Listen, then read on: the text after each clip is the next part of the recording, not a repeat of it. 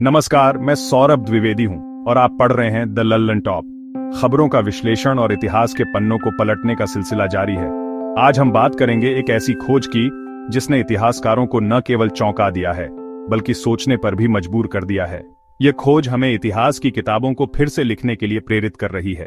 यह खोज हुई है उत्तर पश्चिमी सऊदी अरब के विशाल और रहस्यमय रेगिस्तान में, जहां शोधकर्ताओं की एक टीम ने सैकड़ों विशाल पत्थर की संरचनाएं खोजी हैं जो सदियों से रेत के नीचे दबी हुई थीं। इन रहस्यमय संरचनाओं को मुस्ततील कहा जाता है, जिसका अर्थ है आयताकार। कार्बन डेटिंग से पता चला है कि ये लगभग 7000 साल पुरानी है, जो कि अविश्वसनीय है, यानी मिस्र के पिरामिडों और इंग्लैंड के स्टोनहेंज से भी पहले की। यह खोज प्राचीन सभ्यताओं के बारे में हमारी समझ को चुनौती देती है। लंबे समय तक इस क्षेत्र को इतिहास का पिछड़ा इलाका माना जाता था, एक ऐसा क्षेत्र जहां सभ्यता का विकास अपेक्षाकृत देर से हुआ। लेकिन इन संरचनाओं ने साबित कर दिया कि यहाँ की सभ्यता कहीं अधिक विकसित थी और हमारी सोच से कहीं पहले फली फूली थी। ये लोग सिर्फ खानाबदोश नहीं थे, जैसा कि पहले माना जाता था।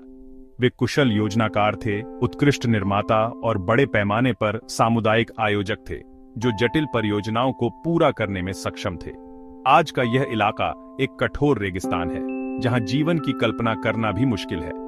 लेकिन 7000 साल पहले यहां लोग रहते थे और सैकड़ों स्मारक बना सकते थे, जो एक समृद्ध और संगठित समाज का प्रमाण है।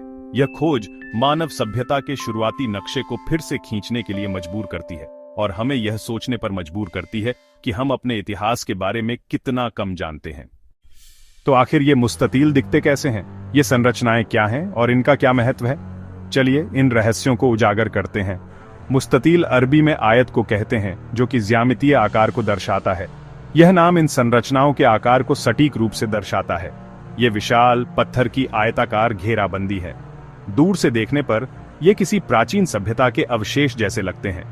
एक आम मुस्ततील में दो बड़े मंच होते हैं, जो इसकी अनूठी विशेषता है, जिन्हें सिर कहा जाता है, और ये दोनों सिरों पर होते हैं।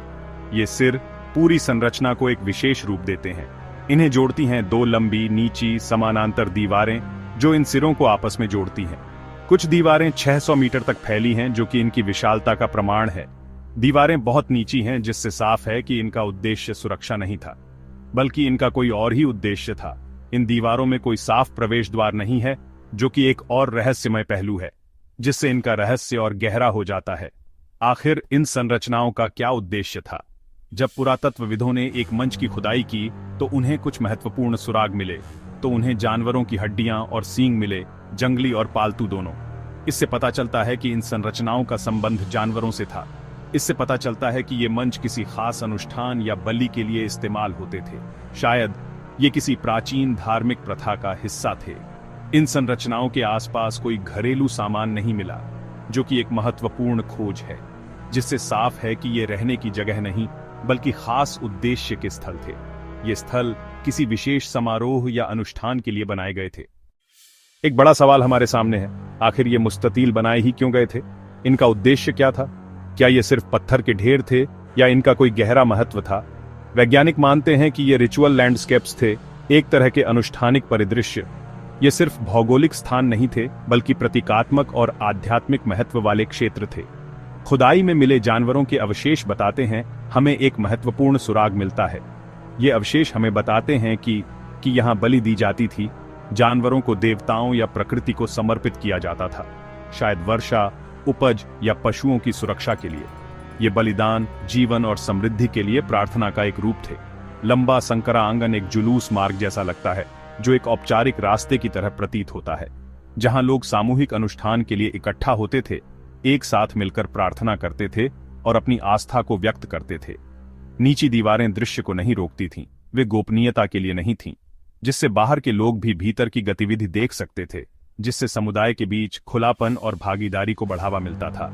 एक जगह एक चित्रित पत्थर मिला, जिस पर ज्यामितीय पैटर्न था, रेखाएं, वृत्त और अन्य आकृतियां, शायद पूजा या प्रतीक का चिन्ह। यह पत्थर उनकी आध्यात्मिक मान्यताओं का एक मौन गवाह है। यह बताता है कि विश्वासों की एक जटिल प्रणाली थी जो उनके जीवन को निर्देशित करती थी, जिसे हम अभी समझना शुरू कर रहे हैं। यह एक लंबी और चुनौतीपूर्ण प्रक्रिया है। मुस्ततीलों की बड़ी संख्या और उनका समूहों में होना दर्शाता है कि ये अनुष्ठान सामूहिक रूप से होते थे जहां समुदाय एक साथ आता था। शायद अलग अलग कबीले अपने अपने मुस्ततील बनाते थे, जो उनकी पहचान और एकता का प्रतीक था, जिससे बड़े सामाजिक आयोजन संभव होते थे, जहां लोग मिलते थे, जश्न मनाते थे और अपने संबंधों को मजबूत करते थे। इन रहस्यों की खोज एक बड़े सहयोगी प्रयास का नतीजा है, ग्रीन अरबिया परियोजना के तहत। इस अध्ययन के प्रमुख शोधकर्ता डॉ. हू ग्रूकट हैं, जिनकी टीम ने सैटेलाइट इमेजरी और फील्ड वर्क का इस्तेमाल किया। सैकड़ों संरचनाएं नेफुद रेगिस्तान के दक्षिणी किनारों पर पहचानी गईं। पुरातत्वविदों की टीमें इन दूरस्थ स्थलों पर गईं, सर्वेक्षण और खुदाई की। इनकी उम्र जानने के लिए जैविक अवशेष खोजे गए मंच के नीचे मिला कोयला, जो रेडियोकार्बन डेटिंग से 7000 साल पुराना निकला। यह शोध द होलोसीन नामक पत्रिका में प्रकाशित हुआ, जिससे इसकी विश्वसनीयता पुख्ता हुई। यह खोज वर्षों की सूक्ष्म शोध, तकनीक और अंतर्राष्ट्रीय सहयोग का परिणाम है। मुस्ततील हमें उस दुनिया की झलक देते हैं जिसमें इनके निर्माता रहते थे। 7000 साल पहले अरब प्रायद्वीप हरियाली और झीलों नदियों से भरा था। इसे होलोसीन ह्यूमिड फेज कहते हैं। यहाँ के लोग अर्ध घुमंतू पशुपालक थे, जो मवेशियों के साथ मौसम के अनुसार घूमते थे। मुस्ततील का निर्माण दिखाता है कि ये समुदाय संगठित और सहयोगी थे। इतने बड़े स्मारक तभी बन सकते थे जब लोग मिलकर काम करें।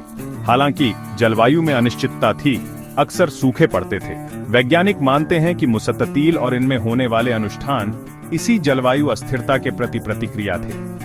ये स्मारक उस समाज की जुझारू और अनुकूलनशील प्रवृत्ति के गवाह हैं। सबूत बताते हैं कि मुस्ततील धार्मिक अनुष्ठानों और पशु बलि के स्थल थे। इनका विन्यास, घरेलू वस्तुओं की अनुपस्थिति और पशु अवशेष सब इनके पवित्र उद्देश्य की ओर इशारा करते हैं। ये शायद अरब प्रायद्वीप में औपचारिक आस्था प्रणाली की सबसे प्रारंभिक अभिव्यक्तियां हैं। लेकिन अभी भी कई सवाल बाकी हैं। क्या ये क्षेत्रीय सीमाओं के चिन्ह भी थे? इनका विशाल आकार और दूर से दिखना स्वामित्व और पहचान के प्रतीक भी हो सकते हैं। इनका उद्देश्य बहुआयामी रहा हो सकता है, धार्मिक, सामाजिक और राजनीतिक। इनका निर्माण करने वाले लोग आज भी हमारे लिए लगभग अज्ञात हैं।